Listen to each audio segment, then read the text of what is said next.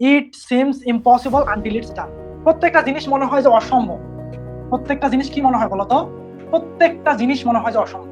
আজকের এই ক্লাসটা করলাম, খুব কঠিন মনে হচ্ছে, যেটা আমার দ্বারা হবে না, অসম্ভব মনে হচ্ছে। আনটিল ইটস ডান, যতক্ষণ না তোমরা শেষ পর্যন্ত ক্লাসটা করলা ততক্ষণ মনে হচ্ছিল যেটা আসলে অসম্ভব। শুরুতে মনে হচ্ছিল যে আসলে কি এতক্ষণ ক্লাস করা সম্ভব, এই কঠিন টপিক, এই লিটারারি টার্ম, তারপরে লিটারেচারের বিভিন্ন কঠিন অংশ, এগুলো আসলে মনে হচ্ছে অসম্ভব। কিন্তু যখন তুমি এটা করে ফেললা তখন আসলে এই জিনিসটা শুরু হবে।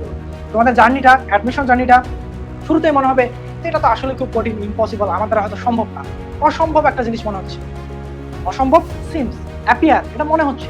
কিন্তু যখন তুমি এই জার্নিটা শেষ করে ফেলবা, ভালোভাবে প্র্যাকটিস করবা, পরীক্ষা দিবা এবং অ্যাডমিশন টেস্টে ভালো করবা, তখন দেখবা যে এই জিনিসটা আসলে ইজি। তাই তোমাদেরকে বলবো যে ক্লাসগুলো করো নিয়মিত, কঠিন লাগলেও করো, কারণ প্রত্যেকটা জিনিস ইট always seems impossible until it's done.